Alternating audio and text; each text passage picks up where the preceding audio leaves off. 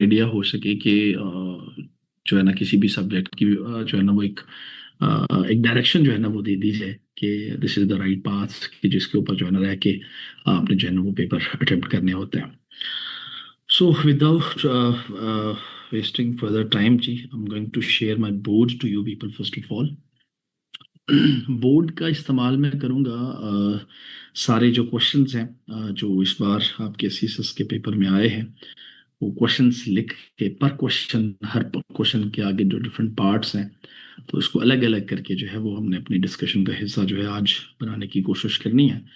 तो उसके बाद जो है देयर विल बी हमारा एक क्वेश्चन आंसर सेशन भी होगा. उसमें जो भी आप लोग कोई चीज़ फर्दर पूछना चाहते हो, कोई आपकी क्वेरी हो, तो you must ask the things.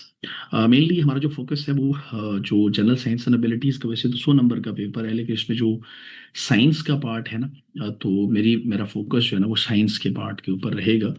Because maths जो है ना वो मैथ्स के अलग टीचर हैं आपके, और मैथ्स के टीचर जो है ना वो अलग से आपके साथ सेशन जो है वो कंडक्ट करेंगे.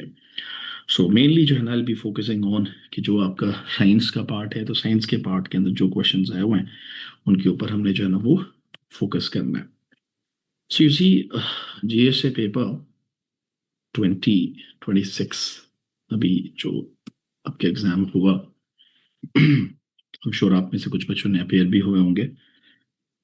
यू सी, पहले तो ये चीज़ देखें कि थोड़ा सा हमें जो चीज़ एक देखने को मिलती है ओवरऑल इस बार के सीएसएस के अंदर, कि इस बार थोड़ा सा एग्जामिनर्स ने जो क्वेश्चंस पूछे हैं वो थोड़ा सा नॉन टिपिकल क्वेश्चंस पूछे हैं.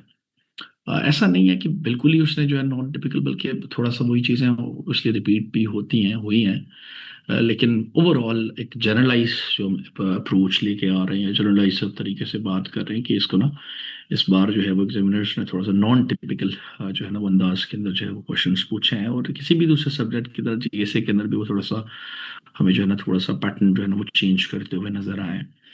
सो हमने वन बाई वन क्वेश्चंस को देखना है. एज यू नो कि आपका ओवरऑल जो जीएसए का पेपर था साइंस के पार्ट में, इन टोटल जो है there were 8 questions, sorry 4 questions. और हर क्वेश्चंस के आगे जो है ना वो बेसिकली चार चार पार्ट्स जो है ना वो में मौजूद मिलते हैं.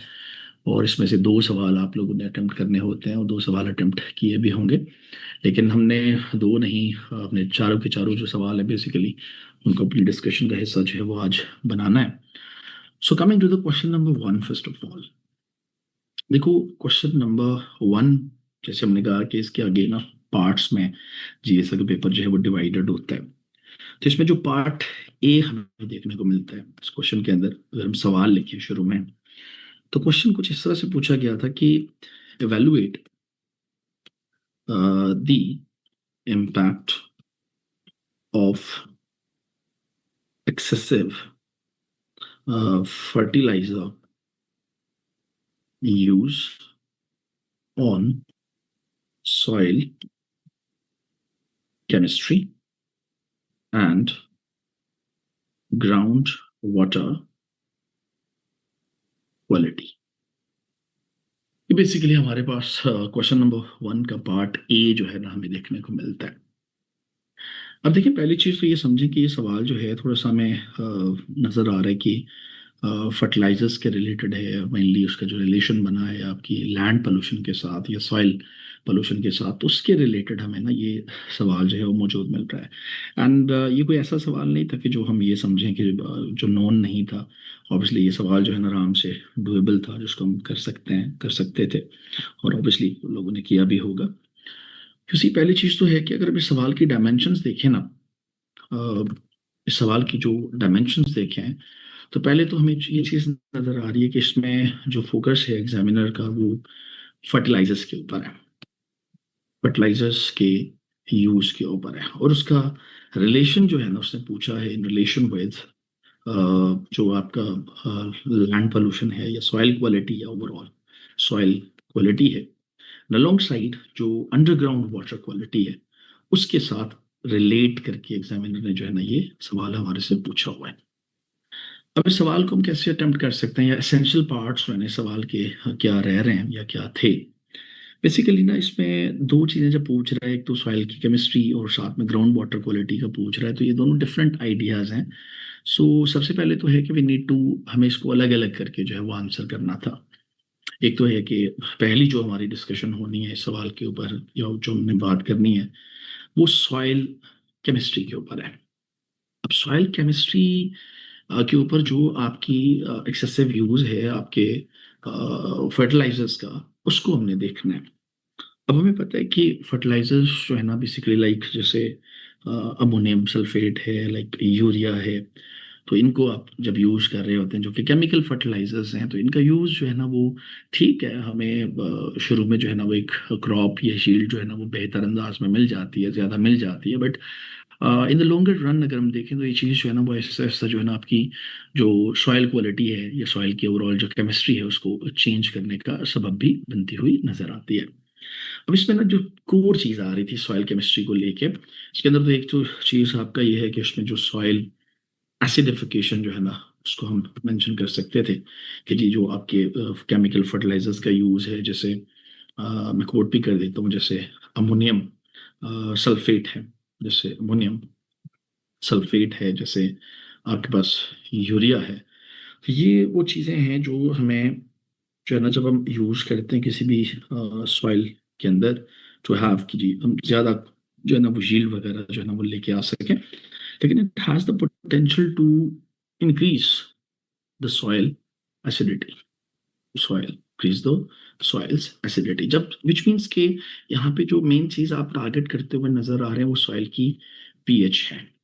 अब पीएच जो है ना जब ऑब्वियसली चेंज होती है तो ये तो पैरामीटर है। सॉइल क्वालिटी को भी आपने अगर टेस्ट करना है तो उसके अंदर आपका फोकस जो है ना उसके पैरामीटर्स के ऊपर रहता है, उसकी पीएच के ऊपर रहते हैं। तो इस वजह से ना एक एक तो इम्पैक्ट हमें ये देखने को मिलता है फर्टिलाइजर्स का ऑन द सॉइल क्वालिटी या सॉइल केमिस्ट्री। वो ये हमें देखने को मिलता है कि आपकी इसकी वजह से जो है ना वो सॉइल जो है ना वो एसिडिफिकेशन की तरफ जो है ना हमें जाती हुई मिल जाती है। अलोंग साइड सिर्फ एसिडिफिकेशन नहीं है, बल्कि अगर हम थोड़ा सा दूसरे नंबर पे लेके आए तो उसके अंदर दूसरा जो कॉन्टेक्स्ट आ रहा था वो बेसिकली न्यूट्रिएंट इम्बैलेंस जो है ना वो बेसिकली आ रहा है, न्यूट्रिएंट्स इम्बैलेंस।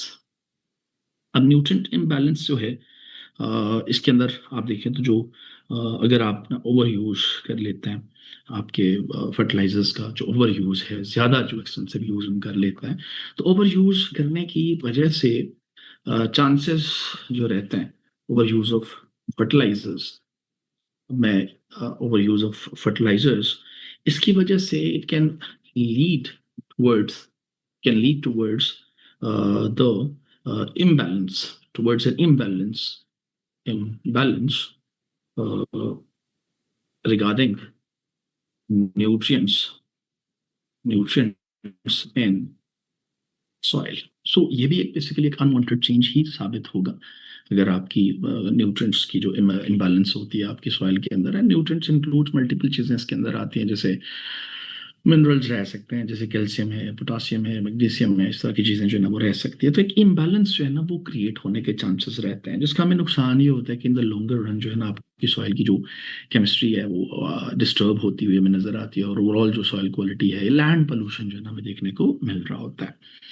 अलोंग साइड एक तीसरी चीज जो हम लेके आ सकते थे इसी सॉइल केमिस्ट्री के अंदर ही।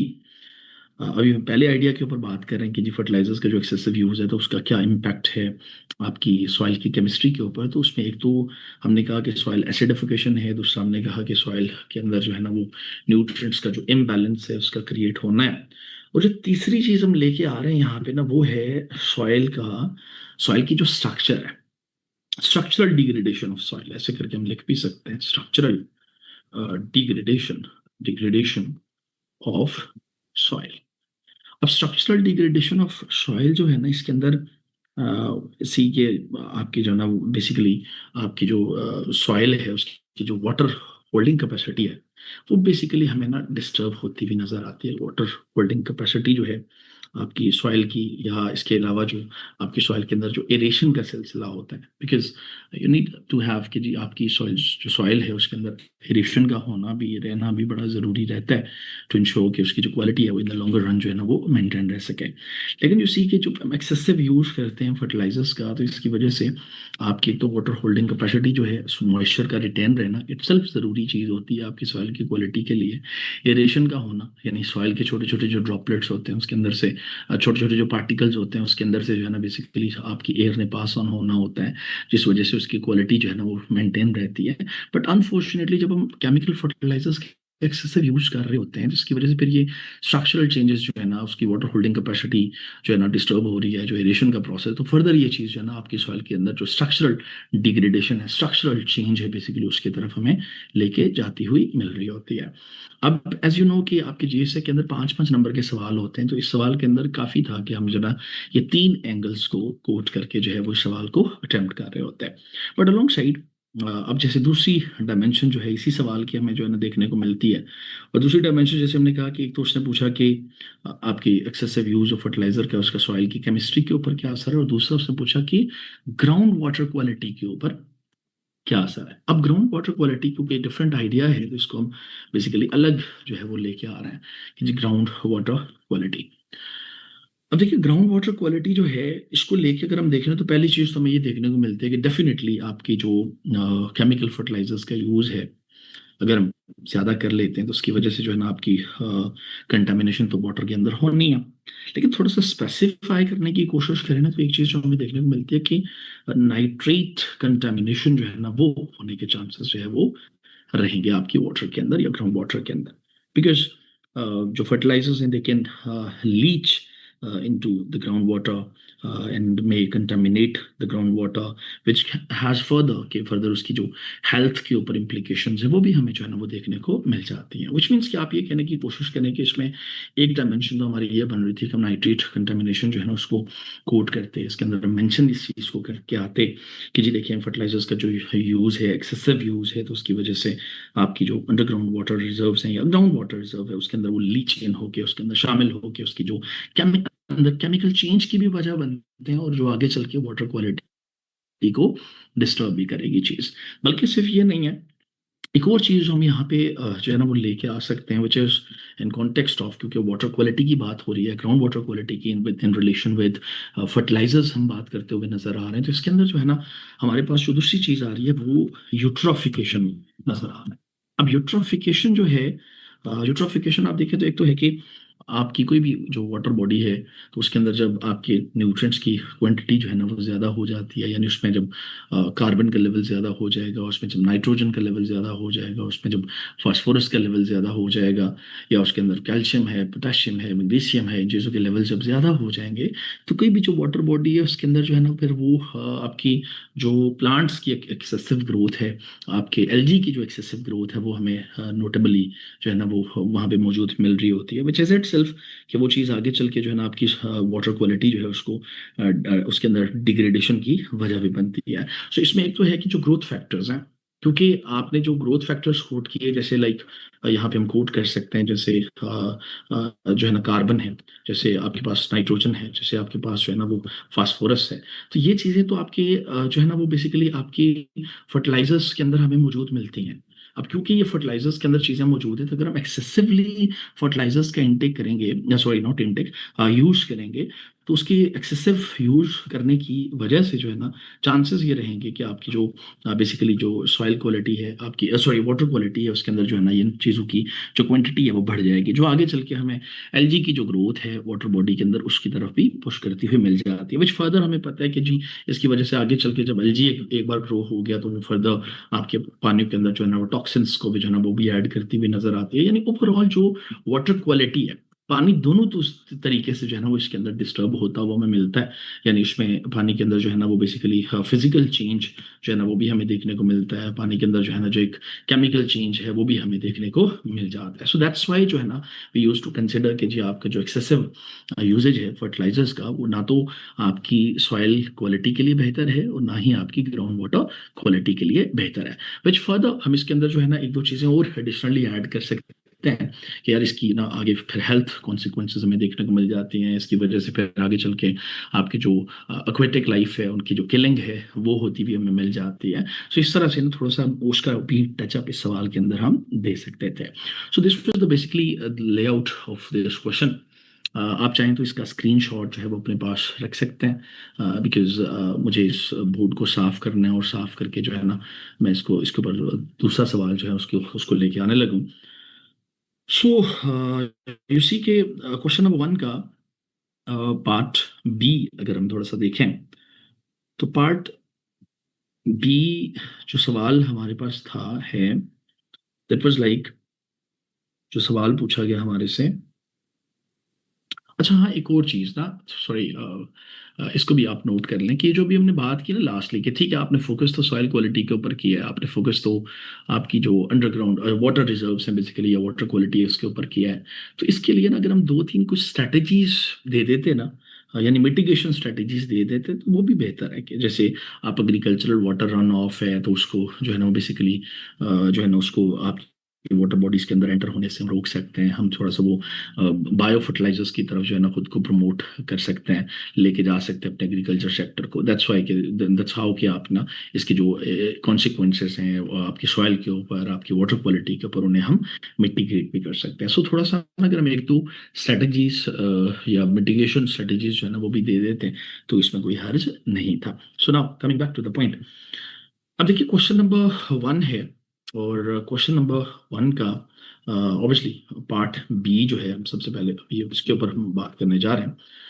अब पार्ट बी जो है ना दैट वाज लाइक, सवाल कुछ यूं था हमारे से जब पूछा गया, उससे पूछा कि describe the structural describe the structural organisation organisation of the solar system of the solar system, including including terrestrial, including terrestrial planets, terrestrial planets, uh, including alongside gas giants, alongside dwarf planets. ये सारी चीजें ना examiner ने लिख दी। देखो कितना facilitate किया है यहाँ पे हमारे एग्जामिनर ने स्टूडेंट्स को कि उसने ना चीजें मेंशन भी कर दी कि यार इसमें ना मुझे टेरेस्ट्रियल प्लैनेट्स के ऊपर जो है ना वो डिस्कशन कर लो, इसमें ना गैस जायंट्स के ऊपर डिस्कशन कर लो। यानी उसने ये भी नहीं आपसे कहा या ये पूछा कि भाई आप ना खुद से जो है ना मुझे बताएं कि इसके अंदर कौन कौन सी चीजें आती हैं। सो इसमें ना इस क्वेश्चन के इस हिस्से के अंदर जो है ना हमें एग्जामिनर हमें थोड़ा सा वो सपोर्ट करता हुआ, फैसिलिटेट करता हुआ भी नजर आ रहा है।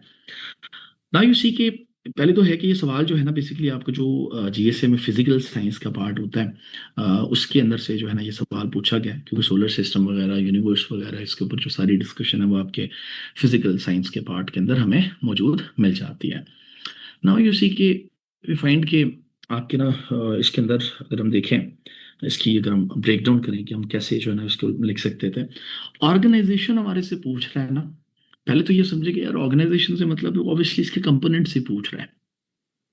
तो ऑब्वियसली एक स्टार्ट में वो मैं उसकी तरफ नहीं जा रहा कि स्टार्ट में इंट्रोडक्शन देना ही है वो आप ऑब्वियसली हमने बात करनी होती है 2-4 सेंटेंसेस के अंदर शुरू में जीएस में, बट इतना भी ज्यादा वो इसमें हमने नहीं, क्योंकि 5 नंबर का एक सवाल जो है ना वो हमने अटेम्प्ट करना होता है। कोशिश रहती है कि जो ना बिल्कुल स्ट्रिक्टली टू द पॉइंट रह के हम इसको आंसर कर सकें।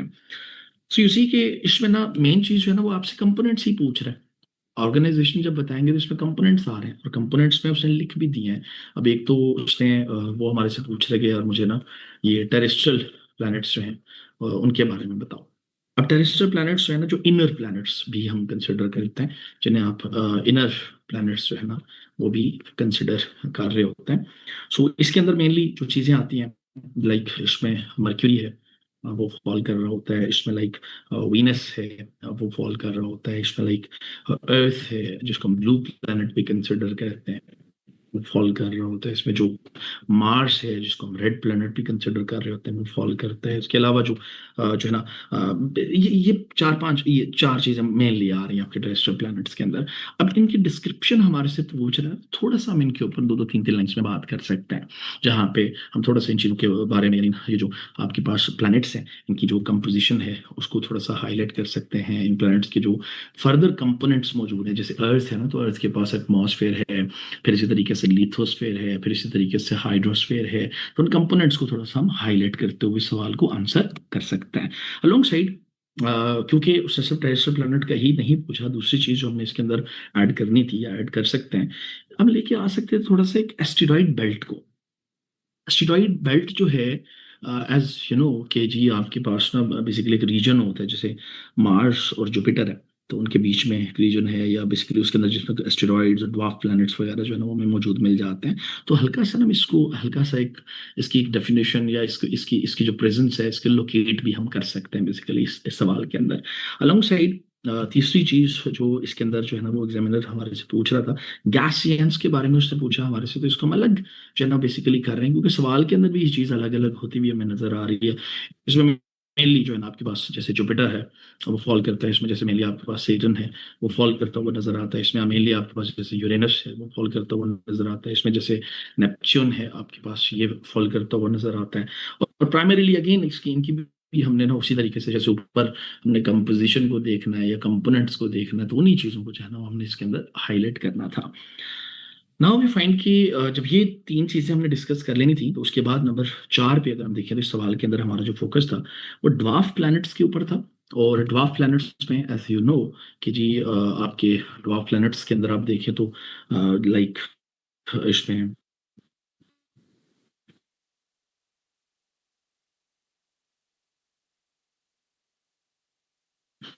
प्लूटो है, लाइक इसमें जो है ना आपके पास जो स्मॉलर बॉडीज है बेसिकली वो आ रही है। अगेन जो कैरेक्टरिस्टिक्स हैं या कंपोजिशन वगैरह है, उनको हाईलाइट जो है वो इसके अंदर साथ में एक और चीज जो बेसिकली सवाल का एक लाजमी हिस्सा जो है ना हमें बनता हुआ मिल रहा है, वो बेसिकली ना इस सवाल के अंदर डायग्राम आ रही थी। यू में आप इसके अंदर जो है ना आपकी जो ओवरऑल जो सोलर सिस्टम है उसकी अंदर जो उसकी जो अरेंजमेंट है, उसकी जो अरेंजमेंट है, तो वो अरेंजमेंट को आप ना विद डायग्राम जो है ना बेसिकली एक्सप्लेन कर सकते थे, विद डायग्राम जो है ना आप इसको रिप्रेजेंट कर सकते थे। सो डायग्राम जो है ना it was an essential part of this question. लेकिन जैसे पहले वाला सवाल हमने कोट किया फर्टिलाइजर्स वाला, तो उसमें कोई ऐसे डायग्राम नहीं आ रही है, तो इसमें जो है ना डायग्राम की गुंजाइश है, तो इस वजह से हम कह रहे हैं कि यार बेहतर है कि इसके अंदर आप डायग्राम के साथ जा रहे होते हैं। अब इसके बाद ना अगर हम थोड़ा सा आगे बढ़ें, तो नेक्स्ट जो हमारे पास क्वेश्चन है पार्ट सी है। But before that I need to clear the board first. मैं बोर्ड साफ करने जा रहा हूँ, और बोर्ड साफ करके आपको जो है ना वो तीसरा हिस्सा जो आपके पास मौजूद है क्वेश्चन नंबर 1 का, उसकी तरफ हम जाएंगे। अब क्वेश्चन नंबर 1 का ना जो तीसरा हिस्सा है पार्ट सी है बेसिकली, उसे अगर हम देखें ना, जो सवाल एग्जामिनर ने हमारे से पूछा था, सवाल वाज लाइक, उससे पूछा कि थोड़ा सा ना हमें डिस्कस करके बता दो। मैं सवाल लिख लेता हूँ, discuss the environmental environmental and chemical challenges, environmental and chemical challenges associated with polymer degradation, यानी प्लास्टिक्स के ऊपर ये सवाल हमें नजर आ रहा है। अगेन ये क्वेश्चन जो है ना आपके जो फिजिकल साइंस है उसके अंदर जो मटेरियल्स वाला एक बेसिकली वो एक पूरा रहता है, तो एक तो ये है। और साथ ही पूछा जा रहा है कि इवेलुएट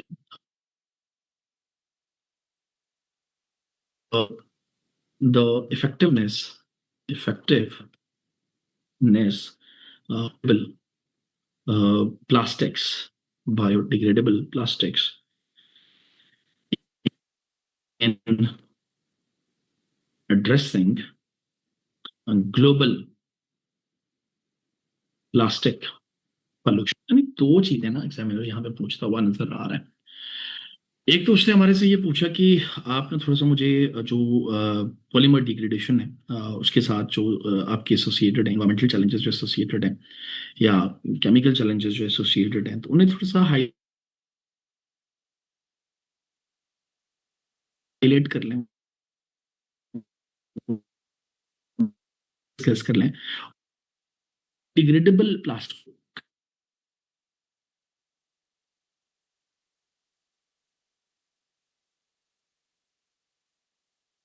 प्लास्टिक पोल्यूशन बहुत ज्यादा जो है वो दुनिया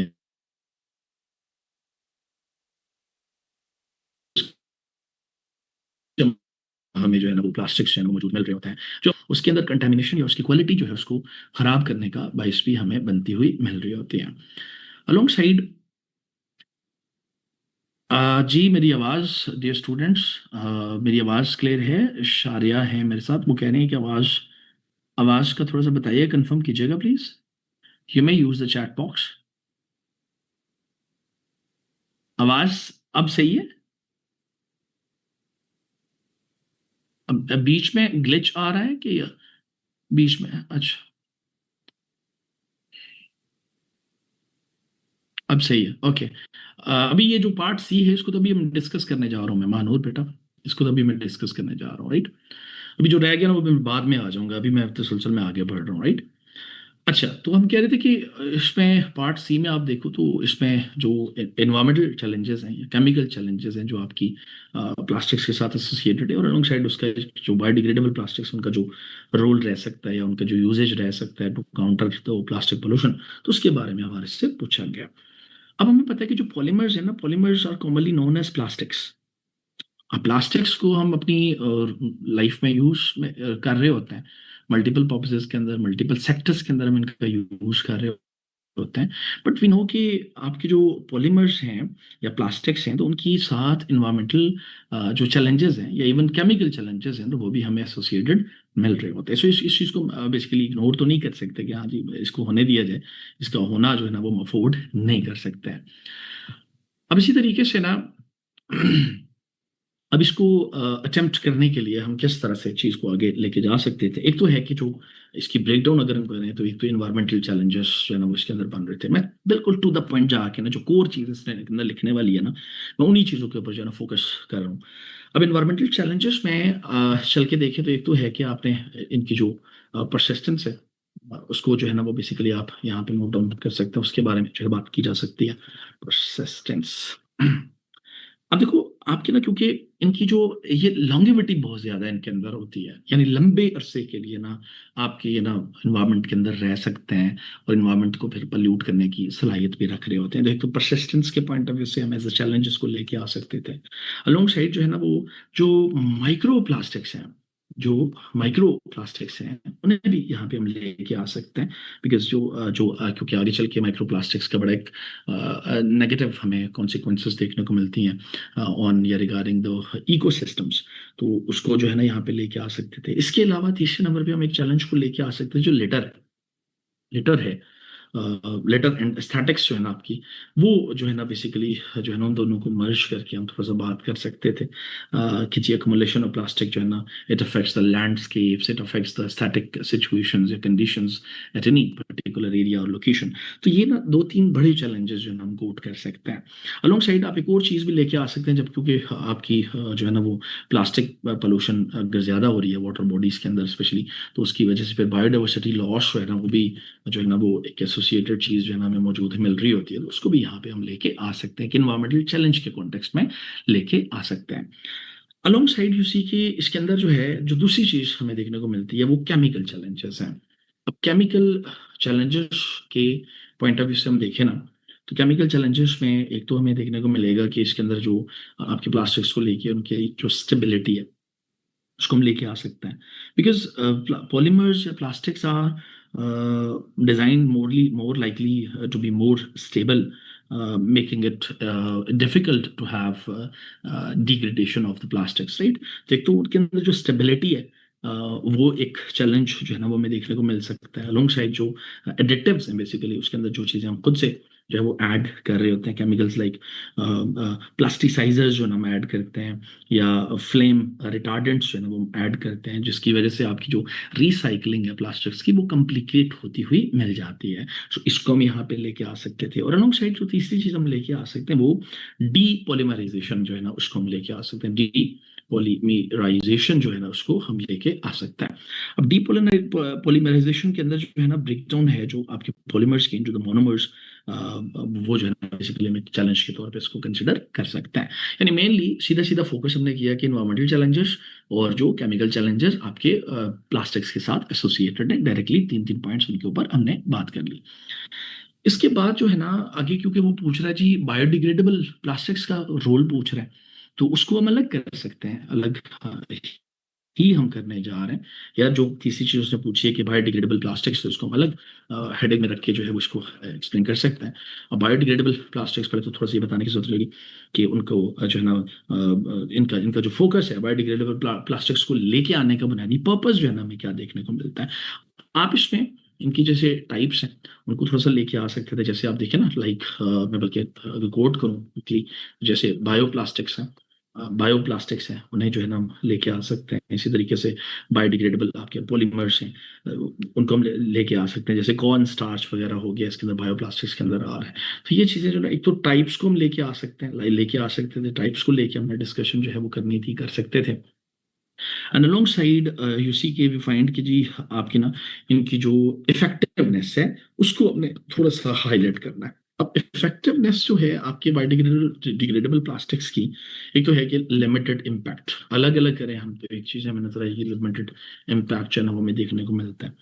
बायोडिग्रेडेबल प्लास्टिक्स जो है ना वो they often require specific conditions like industrial composting वगैरह, तो एक लिमिटेड इम्पैक्ट जो है ना हमें देखने को मिलता है। दूसरी तरफ जो है ना हमारे पास जो है ना हमें मिक्स्ड रिजल्ट्स जो है ना वो भी मौजूद मिलते हैं, मिक्स्ड रिजल्ट्स जो है वो जनरेट होते हुए मिलते हैं, बिकॉज सम कुछ जो है ना वो बेसिकली जो तेजी के साथ जो है ना वो डिग्रेड होते हैं, कुछ जो है माइक्रो प्लास्टिक्स जो है ना बेसिकली आपके तेजी हो रहे होते हैं, कुछ जो है ना वो थोड़ा सा ज्यादा टाइम भी जो है ना वो ले रहे होते हैं। इसी तरीके से आप देखें तो तीसरे नंबर पे जिस चीज को हम लेके आ सकते हैं वो इंफ्रास्ट्रक्चरल गैप्स जो है ना उसको भी हम लेके आ सकते हैं। इंफ्रास्ट्रक्चर इंफ्रास्ट्रक्चर गैप्स जो है ना उसको भी हम लेके आ सकते हैं।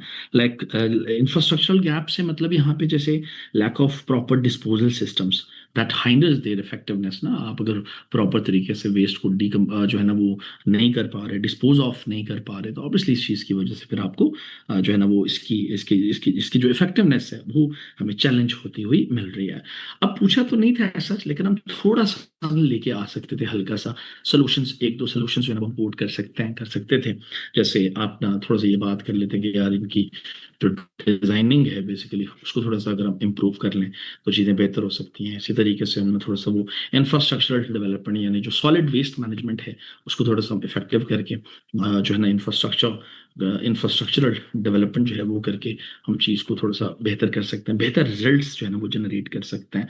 अलोंग साइड जो है ना वो जो 3R स्ट्रेटजी हमें दुनिया के अंदर जो है ना वो देखने मिलती है, रिड्यूस रियूज रिसाइकल, उसको प्रमोट करते हुए, ताकि हम इनका जो इम्पैक्ट है ना वो मिनिमाइज कर सकें। सो इस सवाल को अटेम्प्ट करने का जो लेआउट है वो हमें कुछ इस तरह से जो है ना वो बनता हुआ मिल जाता है। अब इसी तरीके से ना swiftly moving on to the next part of this question, for that purpose I need to clear the board first. और जैसे कि ना आप देख रहे हैं कि जो पार्ट डी जो हमें देखने को मिलता है आपके इस क्वेश्चन नंबर 1 का ही, पार्ट डी वाज लाइक एक आसान सी चीज उसने पूछी कि the major identify the major causes of food deterioration. यानी थोड़ा सा आप देखें तो ये सवाल जो है वो फूड साइंसेस का जो पार्ट है उसके अंदर से एग्जामिनर ने पूछा हुआ है। और आगे उसने ना ब्रैकेट्स में कितना फैसिलिटेट उसने किया हुआ है स्टूडेंट्स को, अभी भी अगर कोई नहीं करता तो फिर क्या कहा जा सकता है, किया जा सकता है। इसी के आपकी जो बेसिकली फूड डिटेरियोरेशन है, उसने आगे लिखा भी है ब्रैकेट्स में करके कि जी भाई जो बायोलॉजिकल है, बायोलॉजिकल फूड डिटेरियोरेशन है, इसी तरीके से केमिकल फूड डिटेरियोरेशन है, इसी तरीके से फिजिकल जो फूड डिटेरियोरेशन है। ये तीन चीजें उसने ब्रैकेट्स में करके लिखी हैं, और साथ में ये भी पूछा कि give examples for each, examples बी दे examples for each as well. अब इस सवाल को ना पहली चीज आप देखें तो एक तो है कि सवाल डिटर्मिनेशन के ऊपर है, यानी खाना खाना जो खराब हो जाता है ना उसके ऊपर हमें फूड क्वालिटी जो है ना उसके ऊपर हमें जो चीज है ना वो मौजूद मिल रही है, कि सवाल जो है वो बेस करता हुआ नजर आ रहा है फूड क्वालिटी के ऊपर। और उसमें मेनली जो है ना फूड डिटेरियोरेशन जो है ना वो हमें नजर आ रही है। और ऑब्वियसली फूड डिटेरियोरेशन जो है ना वो एक तो है कि थोड़ा सा वो अनइंटेंशनल भी रहता है, अनइंटेंशनली भी हो सकती है ड्यूरिंग द आपका जो फूड सप्लाई चेन होता है। लाइक आप खाने को प्रोड्यूस करते हो, फिर उसके बाद उसकी जो है ना वो हार्वेस्टिंग वगैरह करते हो, या फिर उसको स्टोरेज करते हो, या उसकी ट्रांसपोर्ट को इंश्योर करते हो, तो इन सारी स्टेजेस के अंदर कहीं ना कहीं फूड जो है ना वो डिटेरियोरेट होने के, या उसकी क्वालिटी जो है ना वो डिटेरियोरेट होने के चांसेस मौजूद है। अब इसकी जो डिटेरियोरेशन है उसको लेवल्स में डिवाइड कर रहे हैं। जैसे इसमें बायोलॉजिकल है।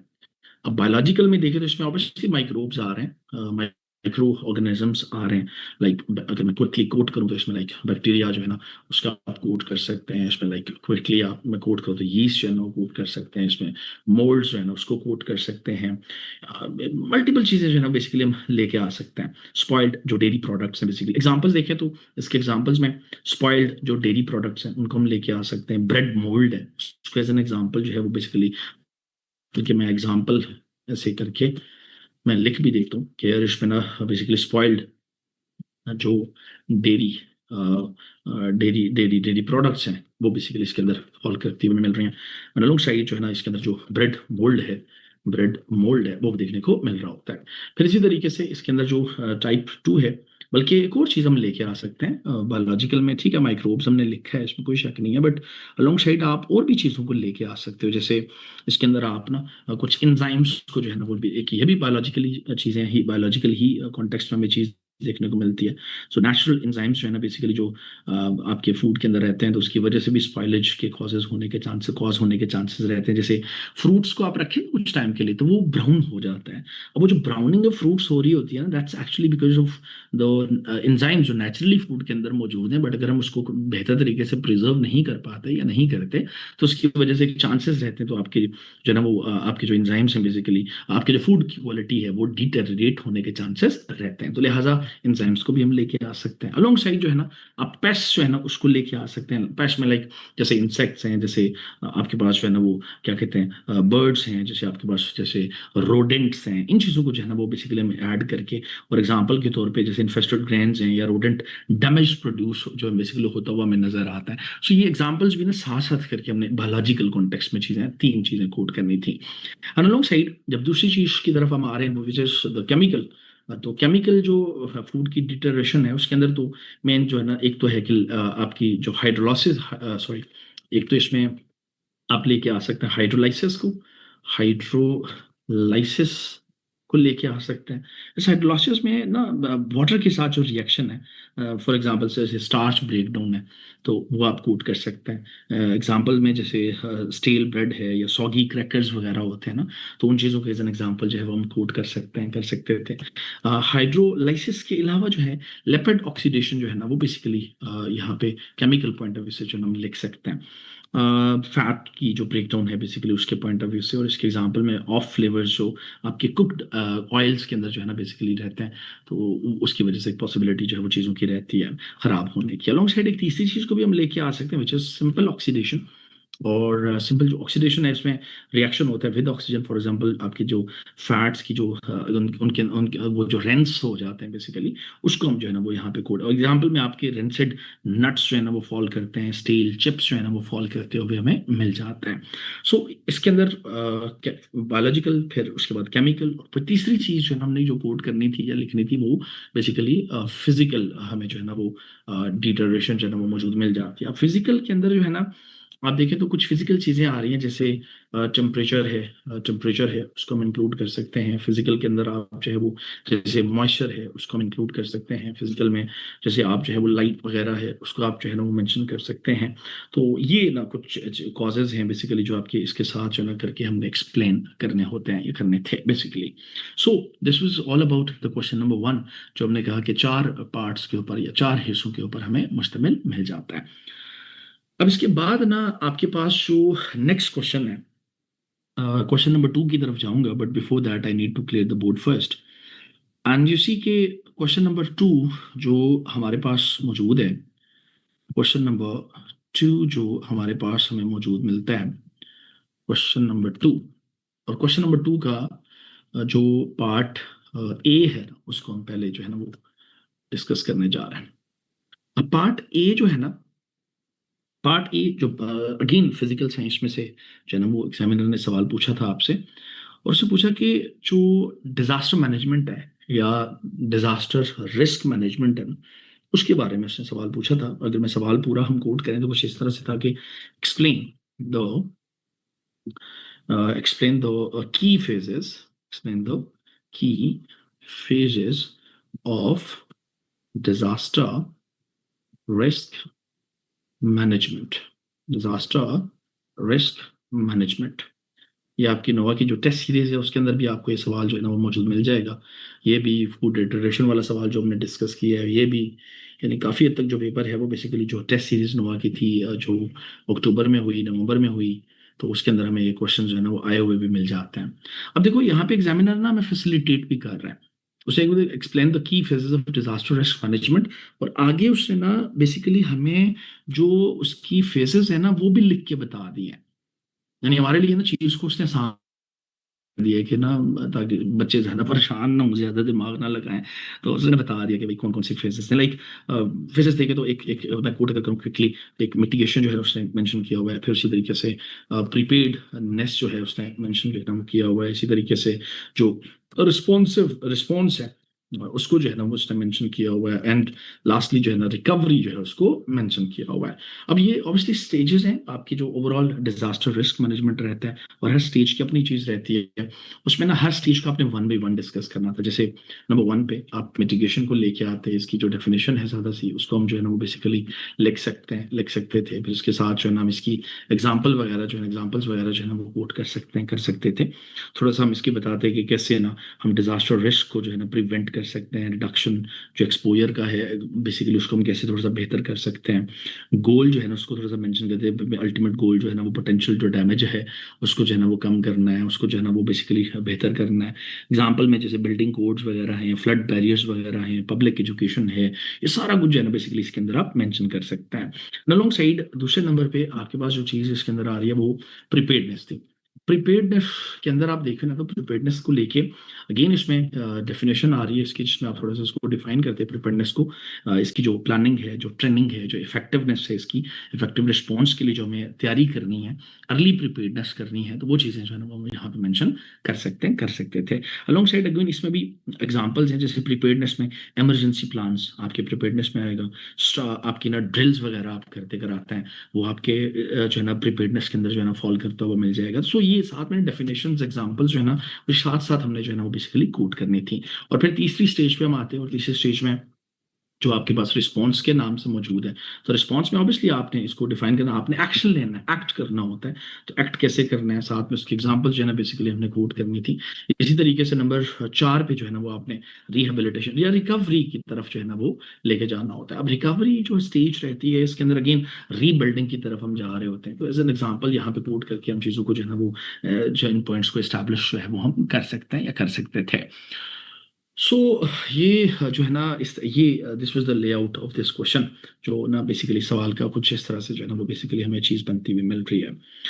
अब अलोंग साइड ना क्वेश्चन नंबर 2 का जो पार्ट बी है ना, जिसको अभी हम लेके आने लगे हैं। अच्छा, ये जो पार्ट बी है ना क्वेश्चन नंबर 2 का, ये रिपीट भी हुआ है। अगर आप थोड़ा सा पीछे चले जाए ना, ये पिछले आई फॉरगॉट, मुझे एग्जैक्टली शेयर भूल गया है, बट ये रिपीट हुआ है। एवलांचेस पे जो सवाल आया है तो ये एग्जामिनर ने रिपीट भी किया हुआ है।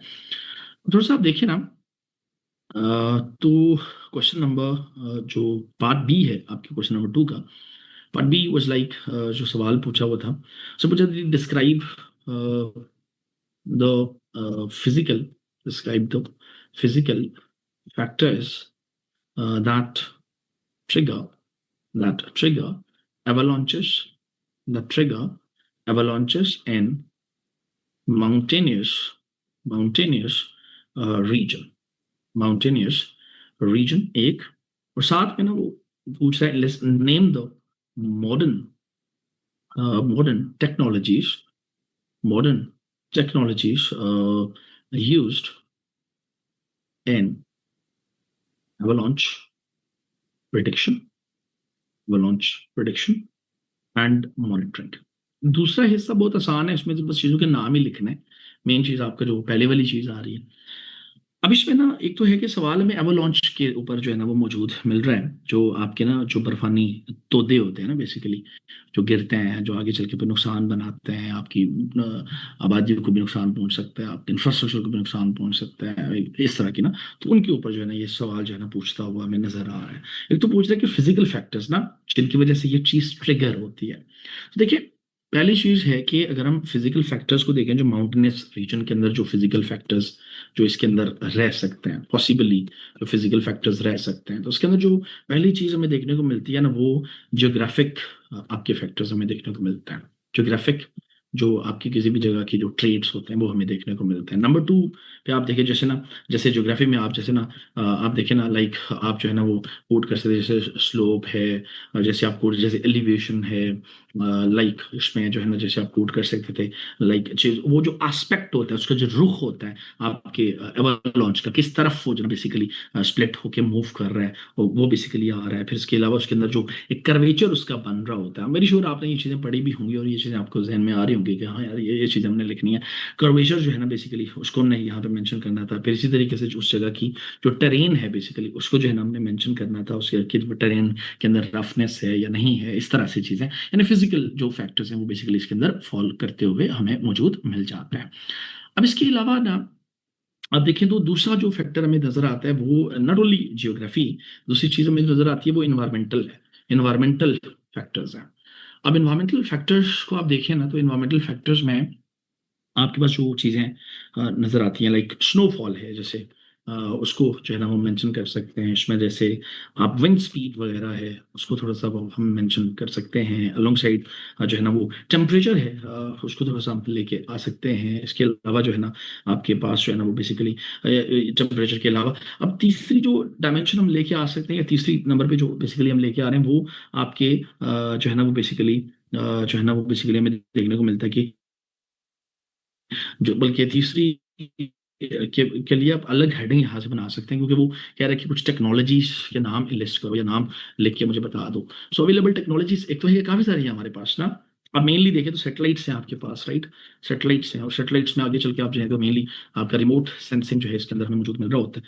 फिर आगे चल के उस सैटेलाइट के अंदर फिर आगे मल्टीपल चीजें आपके पास मौजूद हैं, बट मेन आपके पास बेसिकली जो चीज़ देखने को मिलती है वो रिमोट सेंसिंग का टेक्निक है। सैटेलाइट जो रिमोट सेंसिंग के रिलेटेड जिसको आप यूज कर रहे होते हैं टू हैव डेटा और इन्फॉर्मेशन, तो वो जो है ना इसको हम इस टेक्नोलॉजी को एम्प्लॉय करते हुए इनकी जो मॉनिटरिंग है, इनकी जो प्रिडिक्शन है उसको हम इफेक्टिव बना सकते हैं।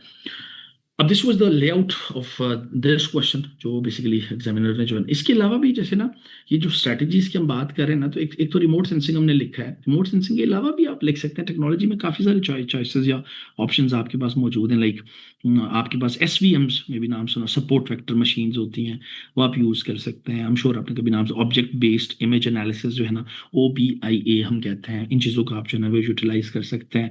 फिर इसी तरीके से जो ग्राउंड बेस्ड टाइम लैप्स होते हैं, टाइम लैप्स जो आपके आपके जो सेंसर्स होते हैं उन्हें जो है ना सीस्मिक सेंसर्स होते हैं उन्हें भी आप यूटिलाइज कर सकते हैं। तेरा number of choices technological point of view से जो हम यहाँ पे जो है ना वो लिख के जो है ना इन चीज़ों के नाम ही हमने लिखने थे, और तो इसने उस वो क्या था नाम लिखे, तो नाम हमने बताने थे। So this was the layout of this question.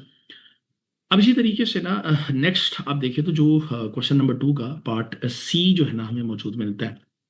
Question number 2 का पार्ट C जो है ना हमें जो मौजूद मिलता है। अब क्वेश्चन नंबर 2 का पार्ट C आप देखिए ना, तो क्वेश्चन वाज लाइक, जो सवाल एग्जामिनर ने हमारे से पूछा था, सवाल वाज अबाउट कि मेरा जाती ख्याल है कि सवाल थोड़ा सा मुश्किल करके पूछा था उसने। Describe the structural diversity structural diversity of lipids. तो यार सवाल लिपिड्स के ऊपर है, और साथ ये कह रहा है कि मुझे ये बताओ कि evaluate how variations how variations in uh, fatty acid fatty acid composition influences membrane fluidity and cell signaling and cell signaling uh, mechanism, mechanisms. Mechanisms पूरा करके लिख लेते हैं। अच्छा जी, अब ना इस सवाल का आप देखें ना जो लेआउट बन रहा है, एक तो है कि हाँ यार, ये सवाल ना बेसिकली लिपिड्स के ऊपर है, और हमें पता है कि लिपिड जो है एक डाइवर्स ग्रुप है बायोमोलिक्यूल्स का, जिसके आगे मुख्तलिफ क्लासेस भी हमें जो मौजूद मिल रही होती हैं। तो इसमें डायरेक्टली हम थोड़ा सा ना पहले लिपिड्स को हल्का सा डिफाइन जो है बेसिकली हम कर सकते हैं। फिर उसके बाद इसकी जो टाइप्स हैं उनको थोड़ा सा हम उनके ऊपर हल्की सी बात कर सकते हैं। जैसे आप थोड़ा सा आगे चले जाएं तो लाइक जैसे फैटी एसिड्स हैं जो इसके एग्रीगेट्स हमें देखने को मिलते हैं, उसको हम लेके आ सकते हैं। लाइक ग्लाइसराइड्स हैं, उसको जो है ना बेसिकली हम लेके ग्लाइसराइड्स है ना, इसको हम लेके आ सकते हैं। इसी तरीके से जो है ना आप जो है ना वो स्टीरॉल्स हैं और उन्हें जो है ना वो थोड़ा सा हम लेके आ सकते हैं। इसी तरीके से जो है ना वो थोड़ा सा आप आगे बढ़ें तो जो इनकी कंपोजिशन वगैरह है ऑब्वियसली उसको तो साथ साथ जो है ना हमने डिस्कशन का हिस्सा जो है वो बनाना होता है या बनाना था। सो एक तो ये चीज़ें हमें जो है ना वो इसके अंदर नज़र आ रही हैं। अलोंग साइड यू सी के वी फाइंड कि आपका उसने पूछा था कि इन्फ्लुएंस ऑन मेम्ब्रेन फ्लूइडिटी, तो उसको हम अलग से जो है ना बेसिकली हम एक्सप्लेन कर सकते हैं। हम यही हेडिंग बना लेते हैं, इन्फ्लुएंस ऑन मेम्ब्रेन फ्लूइडिटी। अब मेम्ब्रेन फ्लूइडिटी जो है इसके ऊपर जो इसके इस एक तो हम कोट करते हैं अनसेचुरेशन को। एज यू नो कि सैचुरेटेड फैट्स अनसेचुरेटेड फैट्स हमारे पास मौजूद होते हैं, तो अनसेचुरेशन है नंबर टू। हम इसके अंदर जो है ना वो कोट कर सकते थे चेन की लेंथ को, चेन की लेंथ को। इसी तरीके से नंबर थ्री जो है ना हम कोट कर सकते थे यहाँ पे किस चीज़ को, कोलेस्ट्रोल को। नंबर थ्री हम कोट कर सकते थे किस चीज़ को, कोलेस्ट्रोल को। ये जो है ना वो मेंशन करके फिर उसके बाद सेल सिग्नलिंग जो है उसको लेके भी हमने फॉस्फोलिपिड जो डिराइव होते हैं, मैसेंजर्स जो आपके रहते हैं, तो वो उन्हें जो है ना मेंशन करके हम चीज़ को थोड़ा सा आगे बढ़ा सकते थे या बढ़ा सकते हैं। So this was the layout of this question, यानी so question was mainly about कि जो lipids की जो ना basically structure है ना, चाहे वो saturated है unsaturated, उन सबको मिक्स करके जो हमने यहाँ पे इसको आंसर करना था। अब इसके बाद ना इसके अलावा जो है आप देखें तो क्वेश्चन नंबर 2 का पार्ट डी जो हमें मौजूद मिल रहा है, but before that I need to clear the board first. थोड़ा सा मैं स्पीड भी बढ़ाना चाहूँगा बिकॉज ये सेशन आप लोगों के साथ 1 घंटे का था, बट मैंने थोड़ा सा लेट भी शुरू किया था, आई गेस 15-20 मिनट तो चलें, वो भी है मेरे जहन में। कुछ ज़्यादा टाइम अगर एक्स्ट्रा भी लग जाए तो कोई हर्ज भी नहीं है, हमने बात पूरी करनी है अपनी, ठीक है। सो bear with me. You see के क्वेश्चन नंबर 2 का पार्ट डी है, जो कि लास्ट पार्ट जो है ना हमें मौजूद मिलता है। एंड क्वेश्चन नंबर 2 का पार्ट डी वाज लाइक, सवाल अगर आप देखें जो एग्जामिनर ने हमारे से पूछा था, क्वेश्चन वाज कि जी describe describe the process describe the process of solar photovoltaic photovoltaic energy conversion, energy conversion. और साथ में ना वो पूछ रहे how do factors such as irritants, such as irritants, uh, panel orientation, orientation, and temperature, and influence, temperature influence solar power output, power, solar power output। अच्छा जी, अब इस सवाल का जो लेआउट बन रहा है ना वो कुछ इस तरह से था, ये इस तरह से बन सकता है। एक तो है कि यहाँ पे सवाल जो है फोटो वोल्टिक एनर्जी कन्वर्जन के ऊपर, पीवी टर्म जो हम यूज है, पीवी सेल्स जो होते हैं कन्वर्ट सनलाइट इनटू इलेक्ट्रिसिटी, तो वो बात होती हुई हमें नजर आ रही है।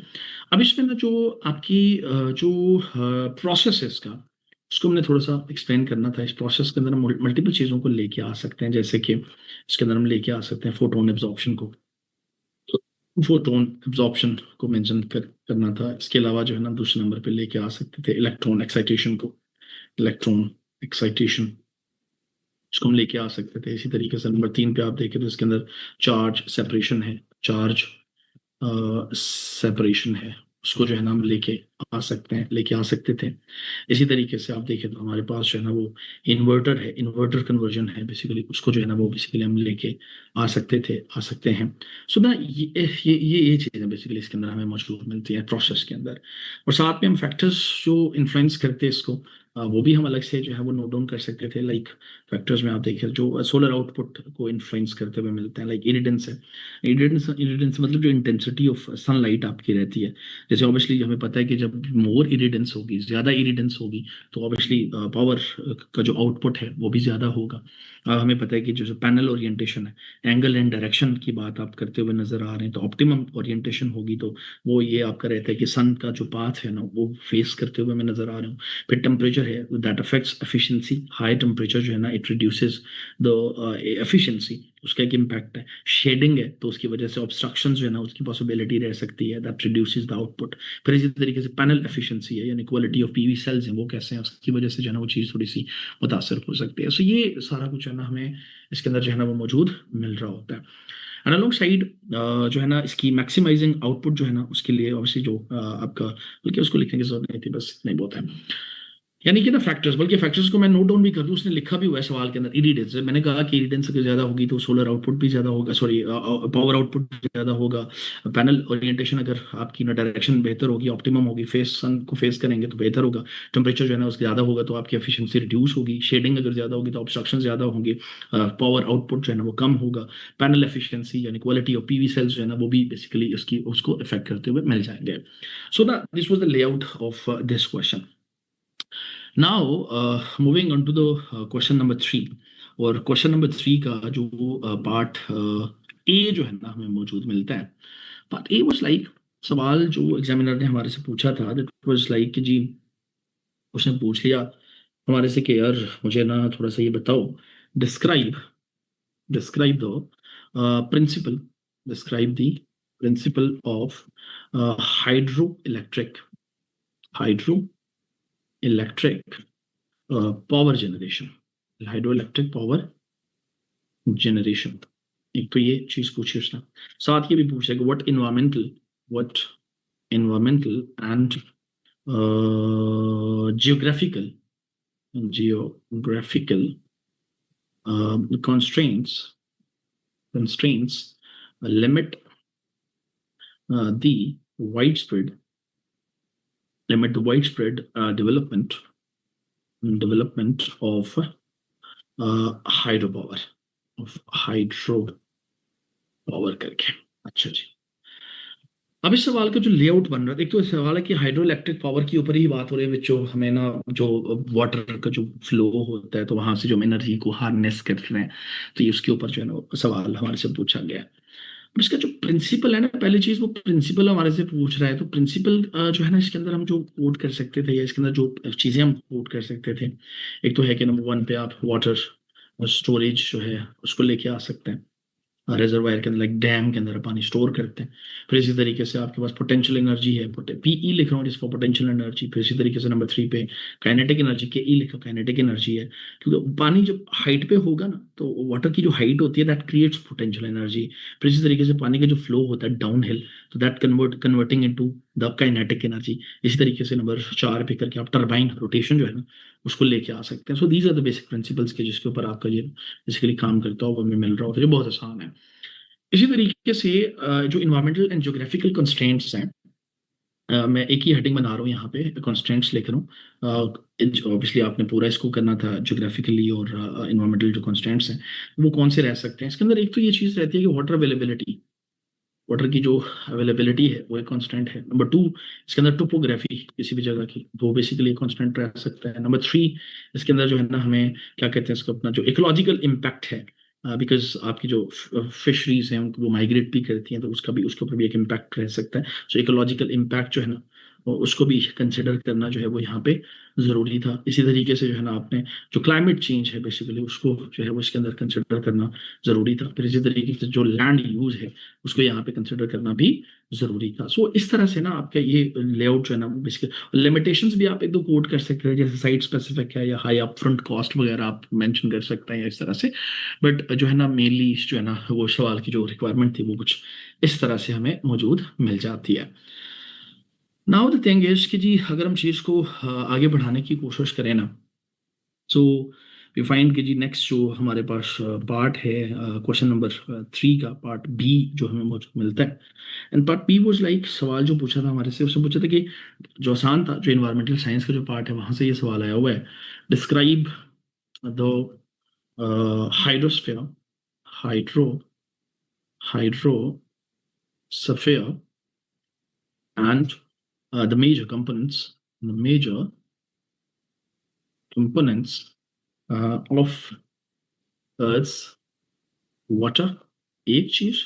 और साथ पूछ रहा है कि how does the water cycle maintains the distribution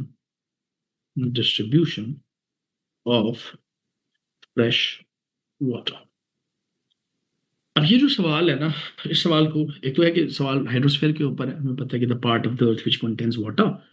इसमें मेजर कंपोनेंट्स, एक तो हम इसको डिफाइन कर सकते हैं हाइड्रोस्फीयर क्या होता है, फिर हम इसके जो कंपोनेंट्स हैं उन्हें जो है वो लिस्ट कर सकते हैं। और कंपोनेंट्स में भी नो कि इसके अंदर मल्टीपल कंपोनेंट्स आ रहे हैं, लाइक मेनली आपके जो ओशंस हैं बेसिकली वो फॉल कर रहे हैं, सीज हैं वो फॉल कर रहे हैं। फिर इसके अलावा जो है ना इसके अंदर जो है ना वो आपके पास जो है ना वो क्या कहते हैं इसको अपना क्या कहते हैं इसको अपना ये ओशन सीज के अलावा आप देखें तो क्या कहते हैं ये लेक्स वगैरह हैं उसको आप मेंशन कर सकते हैं। इसमें जैसे रिवर्स वगैरह हैं उसको आप मेंशन कर सकते हैं। सो ये ना बेसिकली आप चाहें तो परसेंटेज भी वैसे दे सकते हैं, ग्लेशियर्स वगैरह हैं उसको भी आप मेंशन कर सकते हैं, अंडरग्राउंड वाटर रिजर्व है उसको भी आप मेंशन कर सकते हैं। परसेंटेजेस जो है ना वो भी साथ में मेंशन की जा सकती थी, कोई हर्ज नहीं है। परसेंटेजेस भी आप लिख सकते थे, जैसे ओशन सीज में देखें तो 97% वाटर हमें मौजूद मिलता है, फिर फ्रेश वाटर में 2.5 या हार्डली 3% मौजूद मिल रहा होता है, जो आगे आगे further divided into ice caps या ग्लेशियर्स या इनटू अंडरग्राउंड एटसेट्रा करके, राइट। सो एक तो ये इसकी डेफिनेशन और इसके कंपोनेंट्स थे। फिर उसके बाद जो है ना इसके अंदर जो चीज़ आ रही थी वाटर साइकिल आ रहा था, या जिसका दूसरा नाम वाटर हाइड्रोलॉजिकल साइकिल भी हमें देखने को मिलता है। वाटर साइकिल के अंदर इसके मेनली स्टेप्स आ रहे हैं और हमें पता है कि स्टेप्स बड़े आसान से हैं। एक तो चीज़ है कि एवापोरेशन है, एवापोरेशन होगी तो आपका फ्रेश वाटर की डिस्ट्रीब्यूशन पॉसिबल होगी ना, जो सनलाइट की वजह से ही पॉसिबल होती हुई नजर आती है। कंडेंसेशन है, पानी दोबारा से अपनी लिक्विड स्टेट को जो अटेन करता है आपके एटमॉस्फेयर के अंदर जाके, तो ऑब्वियसली क्लाउड की फॉर्मेशन भी साथ साथ होगी, तो वो होगा तो आपकी फ्रेश वाटर की डिस्ट्रीब्यूशन होगी। नंबर 3 जो है ना वो बेसिकली फिर प्रेसिपिटेशन आती है, बारिश आती है बेसिकली। तो बारिश होगी तो पानी आएगा, और ज्यादा होगी तो फिर ज्यादा आएगा, कम होगी तो ज्यादा आएगा। प्रेसिपिटेशन जो है ना वो भी हमें देखने को मिल रहे होते हैं। अलोंग साइड जो है ना नंबर 4 पे आप देखें तो इसके अंदर आपका जो रन ऑफ है, यानी पानी मुड़ के दोबारा से जब लैंड की तरफ जमीन की तरफ आ रहा होता है पानी, कुछ पानी फ्लो करता है आपकी लैंड के ऊपर, कुछ जो है ना वो बेसिकली आपकी सीप्स इनटू द सॉइल, कुछ पानी जो है ना रिचार्ज भी कर रहा होता है आपके अंडरग्राउंड वाटर को इस तरह से करके। सो ना कुछ ये या कुछ इस तरह से हमें जो है ना वो चीज़ें इसके अंदर जो है ना हमें मेंशन मिल जाती हैं। अब नाउ यू सी कि क्वेश्चन नंबर 3 का पार्ट सी जो हमें मौजूद मिलता है। And part she was like जो सवाल हमारे से हमारे एग्जामिनर ने पूछा था, अगर हम उसको कोट करें यहाँ पे, तो पार्ट सी वाज लाइक सवाल था कि बायो के पार्ट में से सवाल पूछा है भाई। और डिजीजेस, जैसे तकरीबन हर साल ही डिजीजेस के ऊपर सवाल होता है, ये तकरीबन हर किसी को पता होता है कि यार डिजीज पे तो हर साल एक सवाल होता ही है। तो इस बार भी एज एक्सपेक्टेड जो है ना वो सवाल उसने पूछा है, कोई नई चीज़ नहीं थी। खैर सीधा सीधा उसने पूछा कि एक्सप्लेन, अगर मैं यहाँ पे कोट करूँ क्विकली, उसने पूछा कि एक्सप्लेन दी पॉजिटिव एजेंट, साथ में पूछ रहा है ट्रांसमिशन, साथ में पूछ रहा है मोड ऑफ ट्रांसमिशन, वो भी ट्रांसमिशन राइट, और साथ में पूछ रहा है and life cycles of dinghy virus और साथ में पूछ रहा है uh, the how does the Aedes mosquito mosquito Aedes mosquito contribute to the spread of disease। Role पूछा, मेन कॉजल एजेंट ही पूछता हुआ हमें नजर आ रहा है, राइट। फोकस उसी चीज के ऊपर है। अब डेंगू हमें पता है कि वायरल डिजीज है, जो कि मेनली डेंगी वायरस है जिसकी वजह से जो है ना वो कॉज होती है। सो ऑब्वियसली डेंगी वायरस का हमें नाम ही लिखना था। एक तो है कि इसको आप ना शुरू में ये कर सकते थे, इसको डिफाइन कर सकते थे, फिर साथ में वाइल मेंशनिंग आप इसको पॉजिटिव एजेंट जो है ना उसको उसका जो नाम है बेसिकली वो आप यहाँ पे मेंशन कर सकते थे। जैसे डेंगवी हम बेसिकली कंसिडर करते हैं, डेंगू वायरस है। इसके अलावा जैसे फ्लेवी वायरस है, इसके अलावा जैसे सीरो टाइप्स में देखने को मौजूद मिल जाती है। डेन V1 है, डेन V2 है, 3 है, अप टू 4 जो है ना ये चीज़ जा रही होती है। तो वो चीज़ जो है ना हमने यहाँ पे मेंशन करनी थी। फिर उसके बाद इसका जो मोड ऑफ ट्रांसमिशन है तो उसको जो है ना हम यहाँ पे मेंशन कर सकते थे। और मोड ऑफ ट्रांसमिशन हमें पता है कि वेक्टर बॉर्न आपका रह सकता है। वेक्टर बॉर्न जो है आपका रह सकता है। हमें पता है कि इसमें जो है ना वर्टिकल ट्रांसमिशन भी रह सकती है, वर्टिकल ट्रांसमिशन भी जो है वो इसके अंदर रह सकती है। वर्टिकल ट्रांसमिशन से मतलब कि जैसे मदर टू फीटस जो है ना, बल्कि लिख भी लेता हूँ, मदर टू फीटस जो है ना बेसिकली ये चीज़ जो है ना वो होने के चांसेस रह सकते हैं ड्यूरिंग प्रेगनेंसी ना। इसी तरीके से फिर लाइफ साइकिल उसने पूछा हुआ है, तो लाइफ साइकिल को लेकर अलग हेडिंग हम बना सकते हैं। और लाइफ साइकिल सीधा सा हमने बताना है कि मॉस्किटो का इन्फेक्शन है, फिर वायरल रेप्लिकेशन है। बल्कि मैं अगर क्विकली यहाँ पे नोट डाउन करूँ तो सीधा सीधा है mosquito mosquito infection, mosquito infection है। फिर उसके बाद आपके पास जो है ना वायरल रेप्लिकेशन है, वायरल रेप्लिकेशन है। फिर उसके बाद जो है ना आपके पास ट्रांसमिशन है, फिर उसके बाद ट्रांसमिशन जो है ना वो मौजूद मिल जाता है। सो ये इसका लाइफ साइकिल है। फिर आपके उसने एडिस मॉस्किटो का रोल पूछा है स्पेसिफिकली। तो उसका जो रोल है वो हमें पता है कि एडिस मॉस्किटो का जो रोल है, उसका जो रोल है वो बेसिकली एक तो क्या ब्रीडिंग हैबिटेट्स, स्टैग्नेंट वाटर जहाँ पे पानी होगा ना कंटेनर, तो वहाँ पे उसकी ब्रीडिंग ज़्यादा होती है। फीडिंग बिहेवियर, यानी इसमें हम लेके आ सकते हैं मुख्तलिफ चीज़ों को। एक तो ब्रीडिंग हैबिटेट्स, फिर उसके बाद जो है ना आपका जो है ना वो फीडिंग बिहेवियर। फिर इसी तरीके से जो है इसके अंदर और वायरस की जो ट्रांसमिशन हो रही होती है, वायरस की जो ट्रांसमिशन हो रही होती है। सो ये कुछ जो है ना बेसिकली सवाल के अंदर हमें देखने को मिल जाता है। अब ना this was the layout of this question. अब इसके बाद जो है ना अगर हम आगे बढ़ें, सो नेक्स्ट जो है ना क्वेश्चन नंबर 3 का लास्ट पार्ट है जी, पार्ट डी है हमारे पास। Let me clear the board first. तो अगर ना थोड़ा सा हम बोर्ड को साफ करके आगे चलें, पार्ट जो हमारे पास डी है which is the last part of this question. And part D was like, सवाल था कि discuss the role of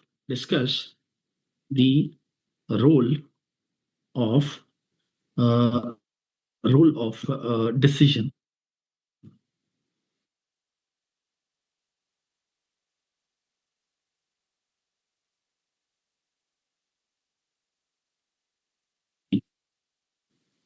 support systems, the management,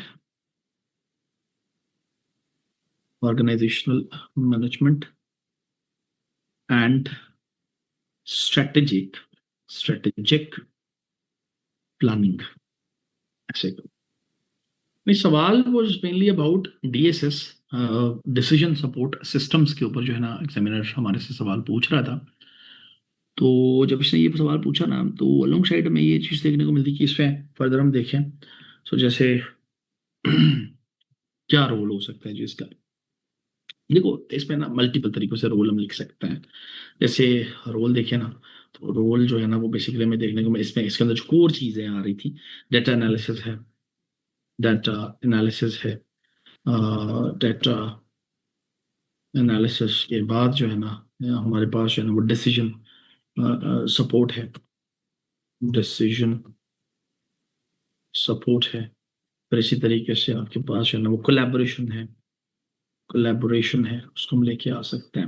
यानी टीम को ना जो फैसिलिटेशन मिल रही होती है ना, तो उसको बेसिकली उसके अंदर कंसिडर में। इसी तरीके से रोल आपकी एक तो ये ऑर्गेनाइजेशन में, और फिर उसके बाद जो स्ट्रेटेजिक प्लानिंग के अंदर जो रोल रहता है उसमें सिनेरियो एनालिसिस जो है उसके अंदर ये चीज़ हमें हेल्प करती हुई मिलती है।